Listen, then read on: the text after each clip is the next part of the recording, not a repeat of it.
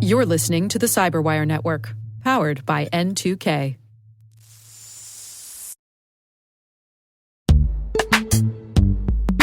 Imagine a world where you're always one step ahead of cyber threats, where your defenses are impenetrable because you see what others don't. Welcome to Team Cymru's Threat Intelligence Solutions.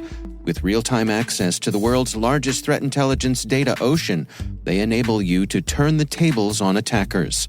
Transform your security from reactive to proactive through accelerated threat hunting and incident response, made possible through automation. Empower your team with visibility and insights to start defending your organization like never before. Team Cymru. Be the hunter, not the hunted. Learn more at team-cymru.com/cyberwire. That's team-cymru.com/cyberwire.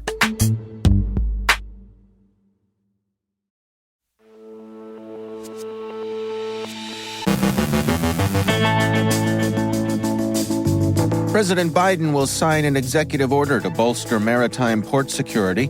Apple announces post-quantum encryption for iMessage. Malwarebytes examines the iSoon data leak. Law enforcement airs Lockbit's dirty laundry. Varonis highlights vulnerabilities affecting Salesforce platforms. An appeals court overturns a $1 billion piracy verdict. NSA's Rob Joyce announces his retirement. And Neuberger chats with Wired. A leading staffing firm finds its data for sale on the dark web.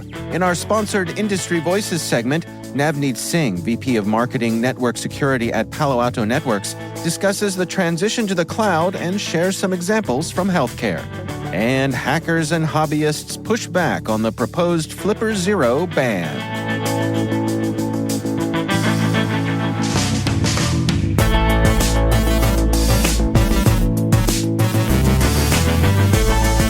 It's Wednesday, February 21st, 2024. I'm Dave Bittner, and this is your CyberWire Intel Briefing.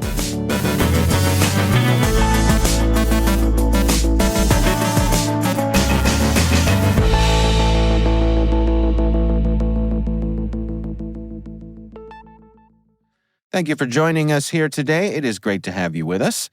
President Joe Biden is set to issue an executive order to bolster the cybersecurity of U.S. maritime ports, granting the Coast Guard new powers to tackle cyber threats, and initiating a rulemaking process for enhanced cyber requirements in the maritime sector. This move, which includes over $20 billion in port infrastructure investments over 5 years, aims to fortify the nation's supply chains and national security in response to threats like the China-linked Volt Typhoon hacking group. The order mandates maritime entities to improve digital defenses and report cyber incidents to the Coast Guard. Additionally, it addresses concerns over Chinese-manufactured cranes' vulnerability to hacking, imposing specific security requirements. The initiative reflects the critical economic and security role of ports, which facilitate over 90% of U.S. overseas trade and are integral to the country's $5.4 trillion annual economic activity. Apple introduced a new post-quantum cryptographic protocol for iMessage they call PQ3, designed to offer post-quantum encryption. Touted as the most significant cryptographic upgrade in iMessage history, PQ3 aims to elevate secure messaging with its state-of-the-art encryption and defense mechanisms, surpassing the security features of other widely used messaging apps. PQ3 aims to safeguard against harvest now, decrypt later attacks by future quantum computers, ensuring end-to-end encryption that secures both key establishment and message exchange, achieving what Apple defines as Level 3 security. The protocol will eventually replace the current cryptographic standards across all supported iMessage conversations. Malwarebytes has published an early analysis of the leak from iSoon, a Chinese cybersecurity firm believed to be an APT for hire for China's Ministry of Public Security. The leaked information has revealed a wide array of hacking tools and services, likely exposed by a disgruntled employee. The data includes complaints, chat records, financial details, product information, employee data, and evidence of infiltration into government departments across India, Thailand, Vietnam, South Korea, and NATO. The tools showcased include a Twitter stealer capable of real-time monitoring and posting tweets, custom remote access Trojans for various operating systems with extensive surveillance capabilities, portable network attacking devices, special equipment for operatives, a user lookup database for social media correlation, and frameworks for targeted penetration testing. Further analysis of the comprehensive data is ongoing. Following up on yesterday's reporting, Western law enforcement agencies have taken down the infamous Lockbit ransomware group's infrastructure and have done so with a flourish, turning the criminals' own dark web platform against them. Coined Operation Kronos, this takedown has seen the UK's National Crime Agency not only seize, but also sassily repurpose Lockbit's site to dish out the gang's dirty laundry. With a touch of British bravado, the NCA has kept the site's original layout but replaced nefarious content with tantalizing teasers of Lockbit's exposed secrets, complete with countdown timers for when the next bombshell will drop. This follows the successful infiltration of Lockbit's operations, leading to the arrest of 2 of its affiliates, further tightening the noose around the syndicate known for its multi-million-dollar extortion schemes. Demonstrating a swagger rarely seen in law enforcement announcements, the NCA has effectively slapped Lockbit with its own modus operandi, potentially signaling a bold approach to cybercrime takedowns.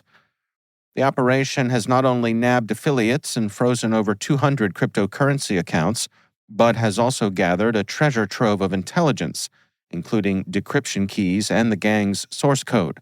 This wealth of data stands as a testament to the coordination of global authorities, delivering a clear message. They're not just on Lockbit's trail, they're steps ahead, ready to dismantle and mock the cyber criminals' efforts with relentless and tenacious resolve. Varonis Threat Labs uncovered serious vulnerabilities and misconfigurations in Apex, a programming language akin to Java that's used for customizing Salesforce platforms. The misconfigurations were found within several Fortune 500 companies and government agencies. These issues pose a risk not just to large organizations, but to any entity utilizing Apex off-the-shelf applications, potentially leading to data leaks, corruption, and harm to business operations. Varonis emphasizes the importance of securing Apex classes, especially those running without sharing, to prevent unauthorized data access and maintain the security of Salesforce instances. A federal appeals court has overturned a $1 billion piracy verdict against Cox Communications, originally decided in 2019, for copyright infringement by its users. The court dismissed Sony's argument that Cox directly profited from these infringements. This verdict necessitates a new trial for damages, likely reducing the compensation amount. Despite rejecting the vicarious liability claim, the court upheld the finding of Cox's willful contributory infringement. The case, initiated by Sony and other music copyright holders, accused Cox of not adequately combating piracy on its network.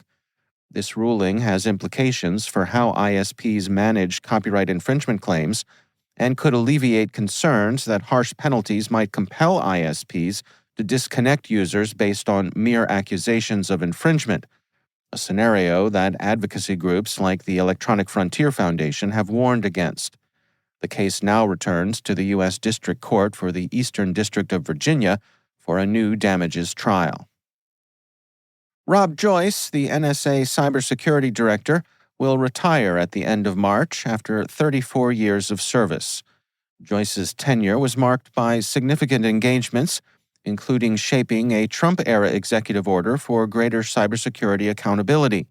His departure coincides with heightened security concerns due to potential cyber threats from countries like China and Russia, especially with the upcoming presidential election. Joyce's career also included leading the NSA's Tailored Access Operations Unit, focusing on cyber warfare and intelligence gathering. General Timothy Hogg praised Joyce's leadership and contributions to the NSA's cybersecurity mission. David Luber, the Cybersecurity Directorate's second-in-command, will take his place. In a comprehensive interview with Wired, Ann Neuberger, Deputy National Security Advisor for Cyber and Emerging Technology, discusses her critical role in steering the United States cybersecurity and emerging technology policies under the Biden administration. Drawing on her decade-long tenure at the National Security Agency and her experience leading the Cybersecurity Directorate, Neuberger outlines her office's achievements and ongoing efforts to safeguard national security amid evolving cyber and technological threats. She touches on several key initiatives, including the government's response to the Colonial Pipeline ransomware attack, the development and implementation of major executive orders on cybersecurity and artificial intelligence, and strategies to protect critical infrastructure. Neuberger also delves into the challenges and opportunities presented by emerging technologies, such as AI, autonomous vehicles, and quantum computing, emphasizing the importance of international cooperation and proactive policymaking to address these issues. The interview provides insight into Neuberger's vision for a secure and technologically advanced future, reflecting her commitment to leveraging technology for societal benefit while mitigating its risks.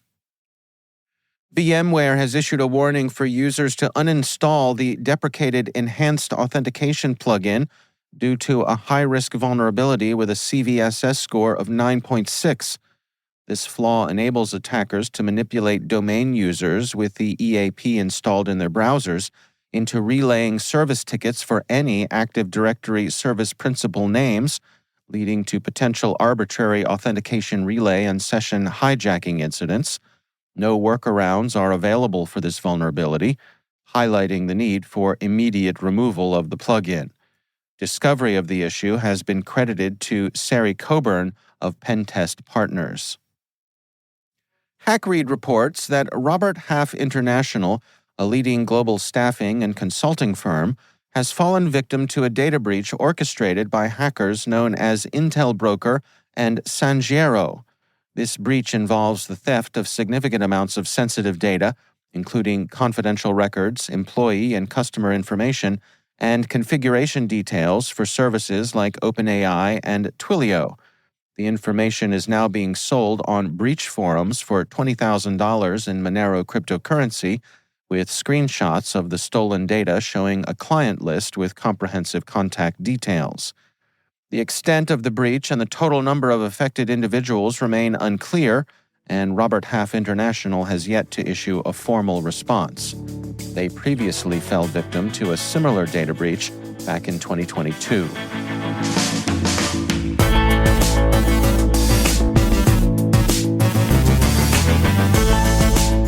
Coming up after the break, my conversation with Navneet Singh, VP of Marketing Network Security at Palo Alto Networks. We're discussing the transition to the cloud, and he's got some examples from healthcare. Stay with us.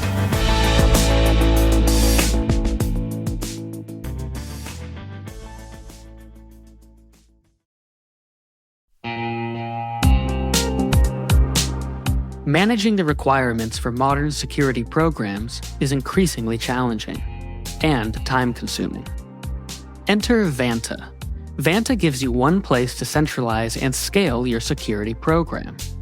Quickly assess risk, streamline security reviews, and automate compliance for ISO 27001, SOC 2, and more. You can leverage Vanta's market-leading trust management platform to unify risk management and secure the trust of your customers.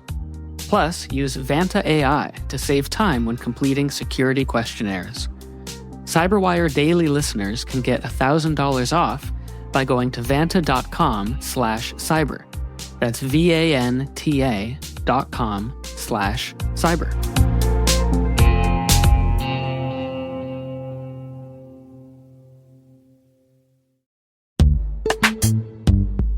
Struggling to secure on-prem apps with modern identity? Don't worry, you're not alone. Join industry leaders from Fortune 500 organizations to secure your apps on any cloud with any IDP, regardless of your environment's complexity. Meet Strata's identity orchestration platform, Mavericks. Say goodbye to the headaches of app refactoring and legacy tech debt. With identity orchestration, you can modernize legacy apps to use MFA or passwordless authentication in a few weeks, migrate from one IDP to another, and so much more without changing the app. No matter your IAM use case, Strata extends the value of your current identity investments. And the best part? You can try it for free today. Visit strata.io/cyberwire to share your biggest identity challenge, and they'll hook you up with a complimentary pair of AirPods Pro. Don't miss out. Visit strata.io/cyberwire. That's strata.io/cyberwire.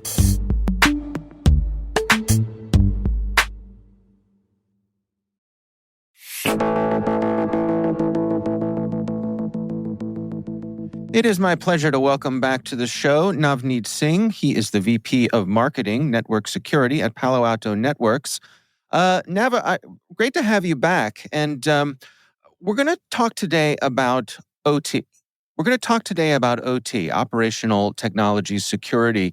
And it's my understanding that this is something that you have a personal history with, that OT and critical infrastructure are kind of near and dear to your heart. That's right, Dave. I grew up in a small town in India. My dad worked in a fertilizer manufacturing plant. He was in the production department, and my mom also worked in the same company. She was in materials department. And actually, that small town, even though only 10,000 people, is actually well known in India. If you ask people in India what it's known for, it's actually known for a large dam. When it was constructed, it was the highest in Asia, with a hydroelectric power plant. So, as I was growing up, I was looking at these symbols of critical infrastructure that India was investing in as it, after it gained independence from the UK. So I was looking at that, and really that was my personal connection as I was growing up. Now, as a security professional, I witnessed the alarming rise of sophisticated attacks that happen. They are targeting our critical infrastructure. And that convergence of my childhood observations with what I'm seeing as a professional, that has really deepened my commitment to securing the critical infrastructure. Well, let's start with some basics here. I mean, in your estimation, why is it important to protect critical infrastructure in OT environments? These systems, they underpin vital sectors of our economy, such as electricity, water, transportation, healthcare, and more. And so you can imagine a successful attack on these, it could lead to catastrophic outcomes, really disrupting our everyday life. It could endanger public health and safety. It could cause significant economic damage. And this really, is brought home to people I talk to with some examples. A few months ago, there was a cyber attack on the Municipal Water Authority in Pennsylvania. And so the hackers were able to gain access to a water pressure booster station. It was a controller that controlled the water pressure. And when that happened, the authorities were able to see that hack happened, and they were able to revert to manual operations, and no harm was done.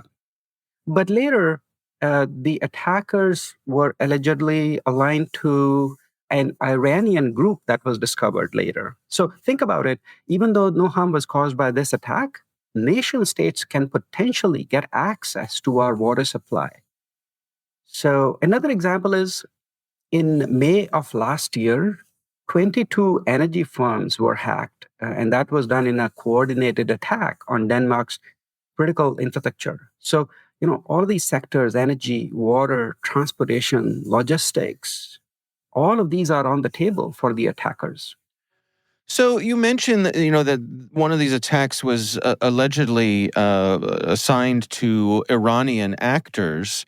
Why do you suppose that critical infrastructure is a target for folks like this? Yeah, Dave. So when I talk to customers, they really tell me that their OT environments are changing really fast. So you and I, we are knowledge workers. We work on our laptops. I work on my mobile phone as well, right? I badge in and work on the computer, even work from home. We can't imagine a life without Wi-Fi, without connectivity, without having data at our fingerprints. So all of us are connected to what we call the IT networks, which is completely connected. But there is this whole environment of OT or operational technology, which was never connected in the past. Think of factory floors, think of nuclear power plants, think of electricity grids, right?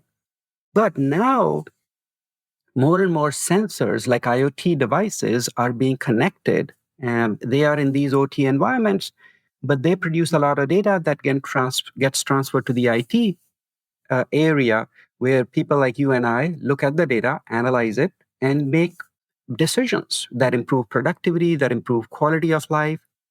And especially with AI, more and more data gets processed and it promises innovation. So that's all great. And connectivity is really required. But that connectivity also leads a pathway for attackers to reach these OT environments, which was not possible before. So that's the primary reason. Another reason that customers talk about is also people. Customers tell me that when OT environments needed to be secured because of connectivity, often their IT teams were asked to secure these OT environments, and IT teams did not have the skills. They did not know what policies to apply to these OT sensors, for example. So that's another gap. And these are the two main reasons why we are seeing more attacks on OT right now. Well, in terms of the trends that you and your colleagues are tracking about when it comes to securing these OT environments, what sort of things are you seeing? Yeah, one thing actually, Dave, we talked about recently on this podcast. The Biden administration had released the National Cybersecurity Strategy that happened last year. It recommended the adoption of a zero trust architecture, especially in critical industries. And that sparked a lot of interest from critical sector industries. We at Palo Alto Networks saw customers lean in, a rise in executive briefings from these customers, and they wanted to know more about zero trust. They wanted to know more about how to implement it, how long does it take, what are the best practices that others have implemented, and so on. So that's why I believe that there are three major things that I would say in terms of if you are in the critical infrastructure, three things that you should do. One, if you haven't read it, go familiarize yourself with the National Cybersecurity Strategy. And if you're somewhere outside the United States, I'm sure governments and other agencies are producing similar cybersecurity documents. Two, in your organization, if different teams manage the security of IT and OT, in that case, bring them together so that they can discuss and create a holistic cybersecurity strategy that spans both IT and OT systems. If your IT teams are being held responsible for OT security now, then invest in skills training. Third, you really don't have to do it alone. You should choose a cybersecurity partner who can help with all of this. Choose a partner who understands OT, who talks the language of your industry, and who can help you build a cybersecurity roadmap for your organization. Can we talk about some specifics here? I mean, what are some of the kinds of attacks that tend to happen in an OT environment? Yeah, some of these attacks are really targeted at the disrupting everyday life. So I think a lot of us are familiar with the Colonial Pipeline attack. So in that attack, somebody was able to gain access to a VPN system that attacked the billing systems, and the billing systems were taken offline. And when the billing system is not happening, at that time, the organization, even though they had been operating very well for more than 50 years, for the first time in their history, they had to shut down the pipeline for 13 days. That affected, that had gas shortages, affected fuel that you and I use to drive. It also affected airlines. So that's an example. Everybody is also familiar, I think, with the Ukrainian power grid that happened a few years ago. And in that example, somebody was able to gain access again through a VPN. They were able to gain access to the OT environment or power grid and was able to pass some OT protocols that just shut down the grid. In addition, they also had a DDoS attack so that people could not even contact the command center or the customer service center. And people were without power in freezing temperatures 2 days before Christmas for 6 to 8 hours. And imagine what loss of power would do, especially to the ICUs in hospitals. So those are just some examples of how it affects our everyday life. Yeah, I mean, it's serious stuff for sure. What are your recommendations here? I mean, for some of the folks that you're working with, people who are dealing with critical infrastructure and OT environments, what are the words of wisdom that you can share with us today? Yeah. So I think, as we were mentioning, I think it's really critical for you to see what strategies are others implementing. And the National Cybersecurity Strategy is one document that you can just take a look at. What are the recommendations from CISA, for example, in the United States, Center for Infrastructure and Cybersecurity Agency. So you can just take a look at what others are implementing, what are the recommendations, especially for implementing a zero trust architecture. And people gap is another area that you need to continue to invest in, bringing IT and OT teams together, investing in skills training so that the IT security teams know what kinds of policies to apply to the OT infrastructure. And thirdly, you can also uh, use the capabilities that AI provides. Many cybersecurity vendors actually are using AI. We use AI to recommend policies to these OT environments based on all the data that we are seeing from different customers. So choose a vendor that can help you implement those policies and even help you bridge that skills gap. Nav, are you optimistic as we continue through this year that we're gaining ground on this issue? Do you feel like folks are getting a handle on things? Of course, Dave. I believe that the organizations that have OT environments, they are becoming more aware of the risk facing them, especially due to these high-profile attacks. And we will see them shore up their defenses in 2024 and beyond. Ultimately, as you know, right, we all want a world where we can reap the benefits of AI, of 5G connectivity, and other emerging technologies. But we want the world to do it safely. And I really see that's possible with cybersecurity. Navneet Singh is VP of Marketing Network Security at Palo Alto Networks. Nav, thanks so much for joining us.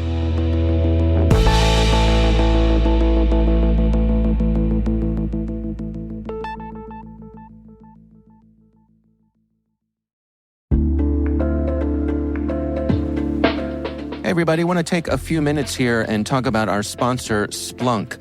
You need to keep operations humming around the clock, but potential disruptions are everywhere. Splunk helps you predict problems and find and fix issues fast so you can reduce risk and ditch downtime. The world's largest enterprises rely on Splunk's unified security and observability platform to become more efficient, resilient, and innovative. With Splunk, you can react quickly, evolve faster, and be ready for anything. Stay ahead of disruptions. Learn more at splunk.com/resilience.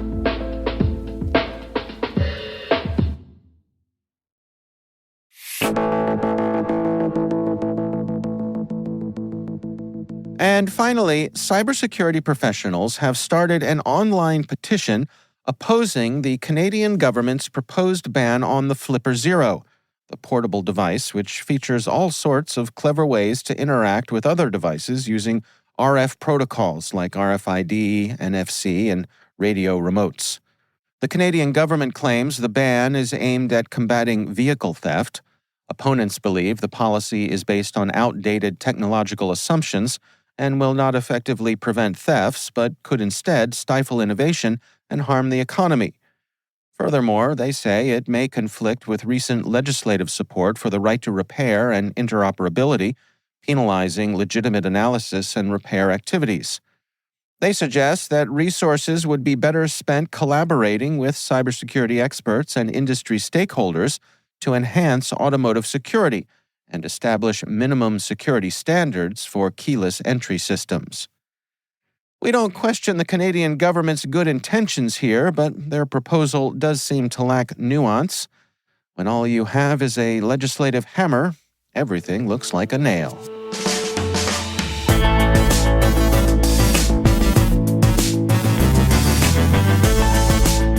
And that's the CyberWire. For links to all of today's stories, check out our daily briefing at thecyberwire.com. We'd love to know what you think of this podcast. You can email us at cyberwire@n2k.com. We're privileged that N2K and podcasts like the CyberWire are part of the daily intelligence routine of many of the most influential leaders and operators in the public and private sector, as well as the critical security teams supporting the Fortune 500 and many of the world's preeminent intelligence and law enforcement agencies. N2K Strategic Workforce Intelligence optimizes the value of your biggest investment, your people. We make you smarter about your team while making your team smarter. Learn more at n2k.com. This episode was produced by Liz Stokes. Our mixer is Trey Hester with original music by Elliot Peltzman. Our executive producers are Jennifer Iben and Brandon Karpf. Our executive editor is Peter Kilpie, and I'm Dave Bittner. Thanks for listening. We'll see you back here tomorrow.